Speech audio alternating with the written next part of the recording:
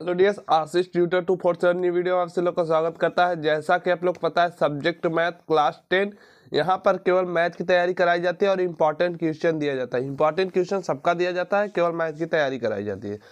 बात समझिए, अब करना क्या है आपको। क्लास 10 हिंदी 2024 जो पेपर आने वाला है 22 फरवरी को, आपको जाना है। 20 नंबर का जो ऑब्जेक्टिव क्वेश्चन आएगा वो एमआर शीट पे भरना रहेगा। उसको आपको कैसे बताया जाएगा वो आप समझिए यहाँ पर, और पूरा ही एक ही वीडियो में बता ही दिया जाएगा ऑब्जेक्टिव। चलिए समझिए आगे क्या है। इसमें से आपको 20 बहुविकल्पी बताया जाएगा और उसके बाद अगला बताया जाएगा। समझिए करना क्या है। 70 नंबर पूरे बिल्कुल पक्का है। देखिए हिंदी के अगर यहाँ से तैयारी करते हैं तो 70 नंबर बिल्कुल पक्का है। कैसे है वो भी बता दिया जाएगा।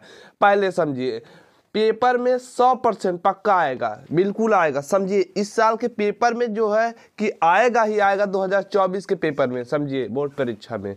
अब समझिए क्या क्या पढ़ना है आप सभी लोग को, उतना पढ़ लीजिएगा, बिल्कुल आ जाएगा। समझिए देखिए, पहला है महत्वपूर्ण बहुविकल्पी प्रश्न। इसमें आपको तुक्का मारना नहीं है, बिल्कुल याद कर कर ही जाना है। क्या बिल्कुल याद कर कर ही जाना है और पूरा प्रश्न पढ़ लेना है, उसी हिसाब से करना है। समझिए अब करना क्या है, बहुविकल्पी हो गया। अब इसमें आपको महत्वपूर्ण गद्यांश भी बताया जाएगा, लेकिन अगले वीडियो में बताया जाएगा। समझिए गद्यांश कहाँ से आएगा वो भी बताया जाएगा। हर साल के पेपर में कहाँ कहाँ से पूछता है वो सब बताया जाएगा यहाँ पर। समझिए, और तीसरा है महत्वपूर्ण पद्यांश, ये भी अगले वीडियो में बताया जाएगा, क्योंकि एक ही वीडियो में सब बताया जाएगा तो वीडियो काफ़ी 1 घंटे या 1.5 घंटे की बन जाएगी, इसीलिए नहीं बताया जाएगा। तो समझिए अब चौथा क्या है, संस्कृत का गद्यांश एवं पद्यांश दोनों ही बताया जाएगा आप सभी लोग को। जीवन परिचय कहाँ से कौन कौन पढ़ना है आप सभी लोग को, ऐसे ही बता दिया जाएगा। समझिए, और आपको निबंध पत्र लेखक सब कुछ पढ़ कर जाना है। समझ में आया, तभी आपको 70 नंबर में से 70 मिलेगा, पक्का 100% ही आएगा जो बताया जाएगा। समझिए अब जो है बहुविकल्पी प्रश्न आज बताया जाएगा। समझिए बहुविकल्पी प्रश्न आज ही बताया जाएगा, इसमें से 20 जो आएंगे आप सभी लोग को। समझिए आगे क्या है वो समझिए। पहला क्वेश्चन बोला है, रस मीमांसा के लेखक है कौन है, बताइए। रस मीमांसा के लेखक कौन है? आचार्य रामचंद्र शुक्ल, या कह सकते हैं भगवत सरल उपाध्याय, या गुलाब राय, या जयप्रकाश, कौन है बताइए इसमें से। चलिए अगर आपको नहीं पता तो याद कर लीजिएगा, आचार्य रामचंद्र शुक्ल है। समझ में आया। अब दूसरा देखते हैं इसी प्रकार से हम। कृत्रिम कंकाल के लेखक हैं। कृत्रिम कंकाल के कौन से लेखक हैं बताइए। जयशंकर प्रसाद, मुंशी प्रेमचंद, राम कुमार वर्मा और मैथिली शरण गुप्त, बताइए इसमें से कौन है। चलिए अगर आपको नहीं पता तो बता दिया जाता है इसमें आपका ऑप्शन नंबर क सही है, जयशंकर प्रसाद। समझ में आया। चलिए इसी प्रकार से हम चलते हैं आगे। 2 क्वेश्चन मैंने बता दिया। और तीसरा देखिए, शुक्ल युग के प्रमुख इतिहासकार हैं। शुक्ल युग के कौन से इतिहास प्रमुखकार हैं बताइए। डॉक्टर नागेंद्र, और दूसरा हजारी प्रसाद द्विवेदी, तीसरा है बाबू गुलाब राय, चौथा है इनमें से कोई नहीं, बताइए। देखिए अधिकतम क्या होता है, आप लोग तुक्का मारने के चक्कर में गलत कर देते हैं। क्या होगा, अगर आपको याद रहेगा तो तुक्का नहीं मारना है, बिल्कुल ध्यान रखना है। डॉक्टर नागेंद्र तो ये आपको नहीं है, और हजारी प्रसाद द्विवेदी ये भी नहीं है, इनमें से कोई नहीं ये भी नहीं है, बाबू गुलाब राय है। समझ में आया। समझ लीजिए बिल्कुल ध्यान से इसी वीडियो में, तो अच्छे से आपका पेपर जाएगा। बहुविकल्पी आएगा ही आएगा 20 नंबर का। चलिए आगे देखते हैं चौथा क्वेश्चन। उपन्यास भूले बिसरे चित्र के लेखक कौन है बताइए आप सभी लोग। उपन्यास भूले बिसरे चित्र के लेखक कौन है बताइए। प्रेमचंद, भगवत शरण वर्मा, और बताइए यशपाल, या विद्यावान लाल वर्मा, बताइए कौन है इसमें से, बताइए आप सभी लोग कौन है। चलिए अगर आपको नहीं पता तो आप बता सकते हैं यहाँ पर भगवती चरण वर्मा। समझ में आया, ये आपका आंसर राइट है। चलिए आगे बढ़ते हैं। पांचवा देखते हैं, सेवा सदन उपन्यास के लेखक है कौन है, बताइए इसमें से चारों ऑप्शन में से कौन है। चार ऑप्शन आपको दिख रहा होगा, इसमें से बताइए कौन है। चलिए नहीं पता तो देखिए, सेवा सदन उपन्यास के लेखक है जो जैनेन्द्र है, पहला यशपाल है, प्रेमचंद्र है और क्या है इसमें जयशंकर प्रसाद है। दूसरा ये हमारा हो जाएगा ऑप्शन नंबर ख। समझ में आ रहा होगा तो बहुत अच्छी बात है। अब हम चलते हैं छठवां क्वेश्चन। उपन्यास भूले बिसरे चित्र के लेखक है, ये दोबारा आ गया तो ये आपको पता ही है। चलिए आगे बढ़ते हैं। ये वाला राइट है, ख वाला। और सतवां देखते हैं हम। देखिए भगवती कहाँ गया, सतवां जयशंकर प्रसाद का नाटक नहीं है। देखिए जयशंकर प्रसाद का नाटक नहीं है, इसमें नहीं बोल दिया, क्या नहीं है। तो आपको क्या करना है, ध्रुव स्वामी और लहरों की राजहंस या चंद्रगुप्त या स्कंदन गुप्त, बताइए क्या है इसमें से। चलिए आपको नहीं पता तो आपको बता दिया जाता है लहरों का राजहंस। आगे आठवां, पंच परमेश्वर कहानी के लेखक है कौन है, बताइए। रामचंद्र शुक्ल या यशपाल या प्रेमचंद या स्कंदन गुप्त, बताइए आप सभी लोग कौन है।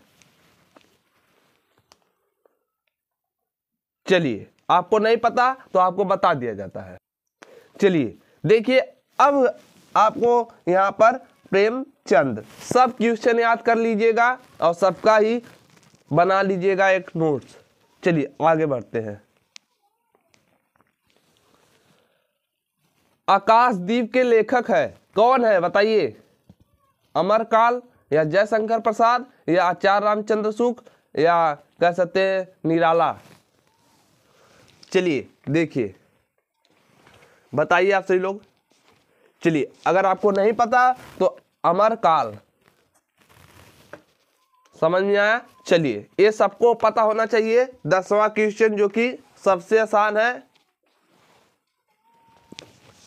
कमल के सिपाही के लेखक हैं कौन है, अमृत राय या बैद्यनाथ या गुलाब राय, जयशंकर प्रसाद, बताइए।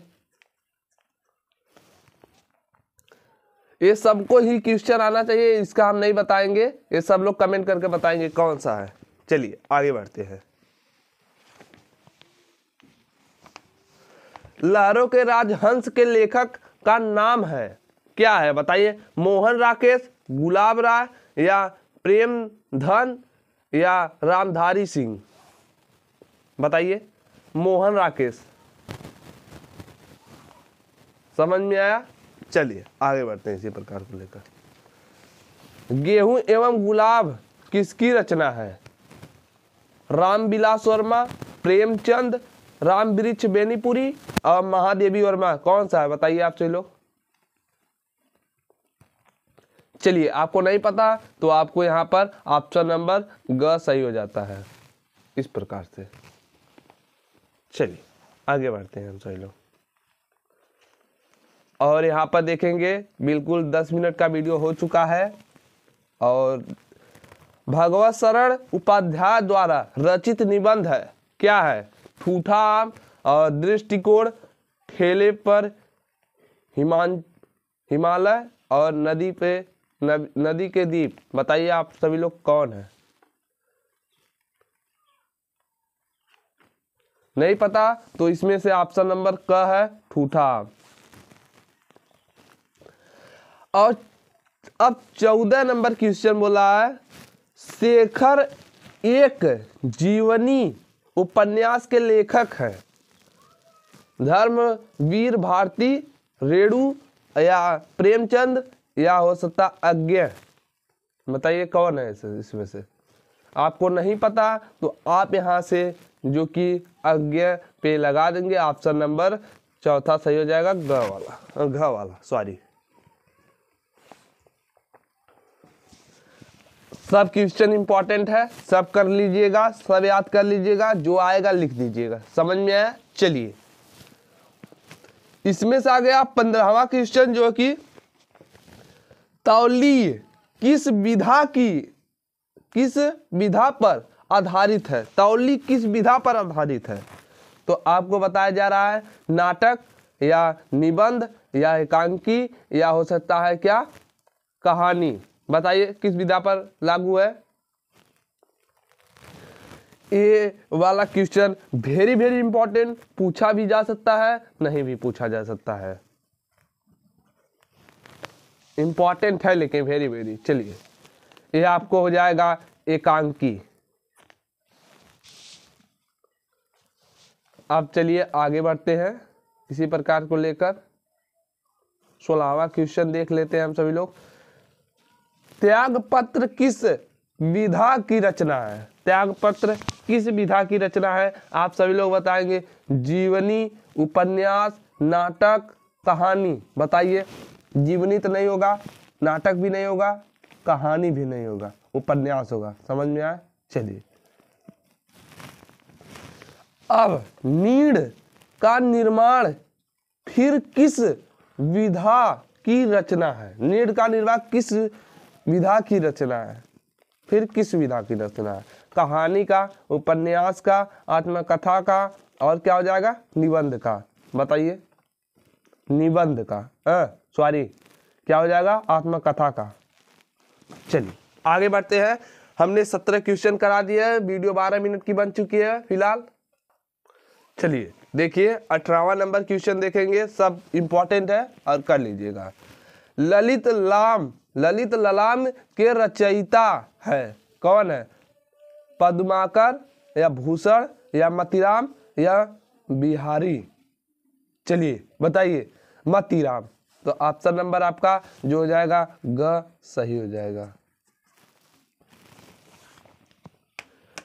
19 मिनट के यहाँ पर देखिए 19 जो है 19वां जो है छत्रसाल दर्शक के रचनाकार है। तो इतने में आपको क्या करना है? बिहारी लाल और ये हो जाएगा नोत्रेमदास और यहाँ पर हो जाएगा जगनिक या भूषण। बताइए। आपको नहीं पता तो ऑप्शन नंबर आपका भूषण सही हो जाएगा। 20 नंबर क्वेश्चन देखेंगे।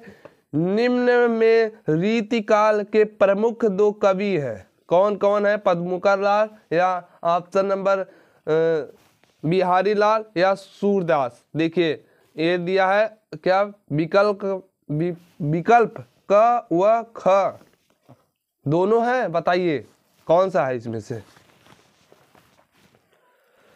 देखिए ऑप्शन नंबर जो है ए भी है पद्माकर और बिहारी लाल। इससे पता चलता है विकल्प और क और ख। समझ में आया? आई होप आपको बहुत अच्छे समझ में आया होगा। चलिए अगर आपको पेपर देना है 2024 में, अच्छे मार्क्स लाना है, मतलब 70-80% लाना है, तो आप तैयारी अभी से करना शुरू कर दीजिए। अभी से करेंगे तभी तैयार होगा और सब कुछ इसमें बताया जाएगा। अभी देखिए आपको बनाया जा रहा है ऐसा ही बताने के लिए, तो ये अगले वीडियो में बताया जाएगा। चलिए आई होप आप समझ गए होंगे। तब तक के लिए जय हिंद, वंदे मातरम। चलिए।